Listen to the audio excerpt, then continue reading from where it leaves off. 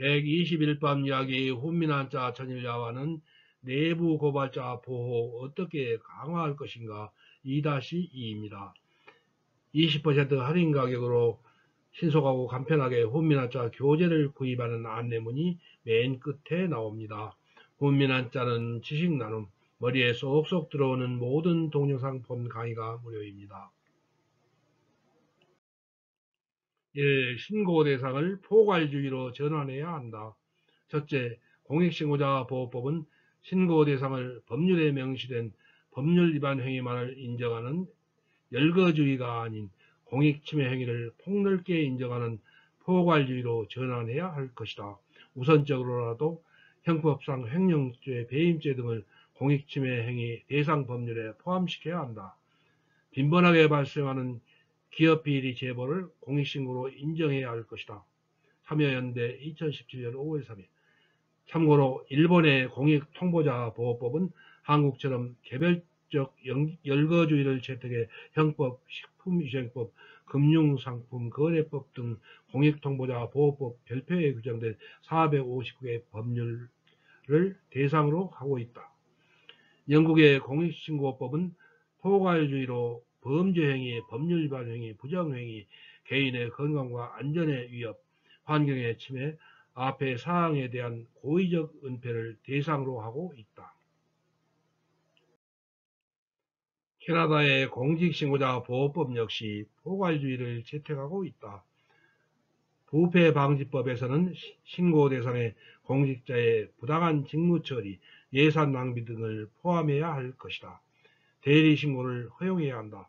둘째, 내부 고발자의 신분 노출을 막기 위해 변호사를 통한 대리신고를 허용해야 할 것이다. 현행법의 신고 방식인 기명신고는 내부 고발자의 신분이 노출될 우려가 있다는 점을 감안해야 한다.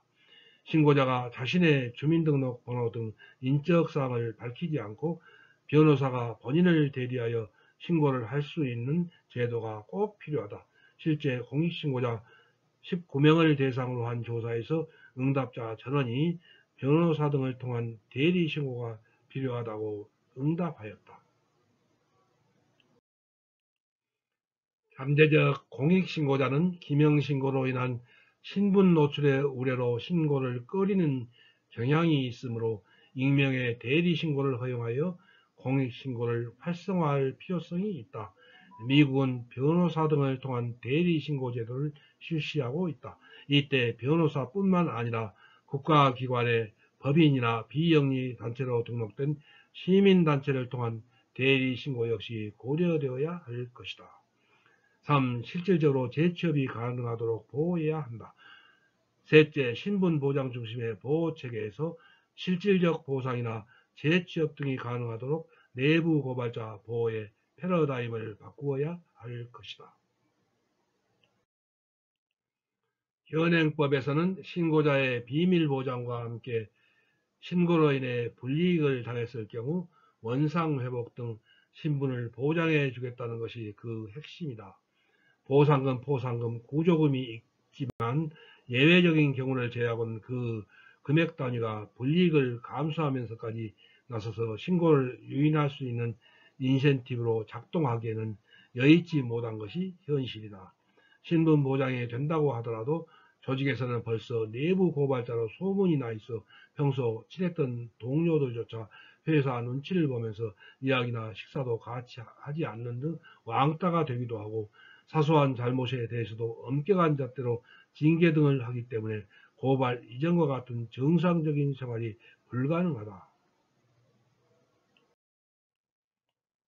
하루하루가 가시방석에 앉아 있으면서도 나오지 못하는 것은 결국 경제적인 이유 때문이다. 4. 공익신고자를 우선 채용해야 한다. 현행법에서는 재취업이나 취업 시 가산점 부여 등과 같은 혜택은 없다. 사학재단 비리 내부 고발자가 서울특별시 교육청의 특별채용으로 지난 2학기부터 공립학교 교사가 된 것은 예외적인 경우다. 따라서 특별채용 형태나 참여연대 개정안은 권익위가 인정한 공익신고자 등에 대하여 채용시험 시는 5에서 10%의 가산점 부여를 제한하고 있다. 임시직 등 채용시험 없는 채용의 경우는 공익신고자를 우선 채용하도록 하는 것도 적극적으로 고려되어야 한다. 이와 함께 부득이하게 내부 고발자의 신분이 노출된 경우 조직 차원에서는 감사, 윤리, 경영, 관련 부서에 배치해 관련 업무를 맡겨야 한다. 국가 차원에서도 공공기관의 감사부서에서 이들이 일할 수 있는 기회를 적극적으로 제공할 필요가 있다. 이와 함께 대통령령으로 정하는 위원회에 공익신고자 지원기금을 설치하고 벌금 수납액과 휴연금 등을 통해 재원을 모금한 후 공익신고자 지원 및 보호에 사용하도록 하자는 안민석 의원이 대표 발의한 법률안 개정이 꼭 필요하다. 내부 고발로 생계가 곤란해진 신고자에 대한 보조금 등 경제적 지원을 강화해야 할 필요가 있다. 그 연장선상에서 부패 수익의 몰수 혹은 추징 시 가액의 5%를 부패 방지 기금 조성에 활용해 공익제보자 지원 등 반부패 사업에 활용할 수 있을 것이다. 끝으로 부패방지법과 공익신고자 보호법을 가칭 공익제보자 보호법으로 통일시킬 필요가 있다. 두 법이 입법 목적과 취지가 유사함에도 불구하고 일반 국민들 입장에서는 개별 법령이 복잡하다. 두 법률의 유사점과 차이점을 이해하기 어려워 신고가 쉽지 않은 형편이다. 5. 내부 고발은 공동체 일원으로 정당한 의무라는 인식이 필요하다. 신고자는 자신이 속한 조직의 법적 성격으로 공공기관 또는 민간기업 등이 있다. 신고자의 신분으로는 공직자 또는 민간인이 있다. 신고 당시의 위치로는 내부자나 외부자가 있다. 신고의 내용으로는 부패 행위나 공익침해 행위가 있다. 신고의 방법으로는 고소, 고발, 제보, 진정, 수사의 단서 제공 등이 있다. 이와 같은 여러 가지 여건에 따라 공익신고자가 적용받을 수 있는 법률이 다르다. 특히 신고자에 대한 보호 및 보상의 대상과 내용이 다를 수 있다. 따라서 부패 행위와 공익침해 행위를 하나의 개념과 범주로 포괄해야 한다. 이를 제보하는 것을 공익제보로 하는 일반법이 요청된다. 하나 덧붙인다면 내부 고발자가 소속 조직과 소속에 휘말리게 되면 몇 년이 걸리게 되는 경우가 많다는 점에서 전담법원의 설치를 제안한다. 참고로 캐나다는 독립적인 준사법기관인 공직자신고보호법원이 있다. 이 법원은 총리가 임명하는 재판장 1명과 2 내지 6명의 이하의 재판관으로 구성된다. 모든 구성원은 연방법원의 판사이거나 주대법원의 판사이어야 한다. 재직기간은 7년이며 청렴위원회 위원장에 의해 재판이 청구된다. 내부 고발자에 대한 보호조치와 관련된 결정들을 하며 보복행위를 한 자에게는 징계조치를 할 수 있다. 청구된 재판의 경우 재판장은 그 처리를 위해 주로 한 명의 보호법원의 판사를 배정한다. 사건의 복잡성에 따라 판사 3명으로 구성된 재판부를 구성하기도 한다. 보호법원은 내부 고발의 과정에는 관여하지 않고 내부 고발로 인한 보복 행위가 발생했을 경우 그리고 이에 대해 청렴위원회의 청구가 있을 경우에만 재판을 하게 된다. 제도 개선과 함께 사회적 인식의 변화 역시 간과해서는 안 될 것이다. 인기 드라마 미생에는 이런 장면이 나온다. 내부 고발로 몇 사람이 회사에서 나가게 된다. 사내 게시판에서는 굳이 그들을 쫓아낼 필요까지 있었느냐 하는 등 동정론도 있다. 반면에 너희들은 얼마나 깨끗하기에 그러냐 하는 글들이 도배된다. 아무리 법적 보호가 있다고 하더라도 이런 분위기에서 내부 고발자는 괜한 일을 했는가라는 좌절감에 빠지게 된다.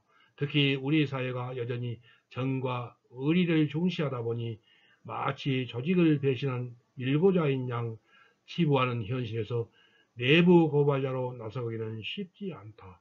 물론 하루아침에 문화가 바뀌지 않겠지만 공직자를 대상으로 지속적인 교육과 함께 청소년 대상 교육 역시 필요한 이유다. 왕따가 성행해 학생들의 자살이 이어지자 대통령께서 어린이날 기념사에서 우리 어린이들이 부모님께, 선생님께 왕따에 대해 이야기하는 것이 민주시민의 자세다라고 말씀하셨던 것처럼 내부 고발은 공동체 일원으로 정당한 의무라는 인식이 필요하다. 다음. 6. 정치부패와 검언유착의 고리를 끊어라. 모셔온 글. 대한민국의 부정부패는 고위공직자와 정치인과 기업인의 정경유착이다. 정치 권력자는 기업인이 밥이다. 기업의 이권을 넘겨주고 뇌물을 받는다. 언론은 고위공직자나 정치인이나 기업의 비리를 가장 많이 알고 있다. 언론은 정치인이나 고위공직자가 밥이다. 비리를 파헤쳐 정치 생명이나 기업을 위협할 수도 있다. 기업인은 언론사가 밥이다.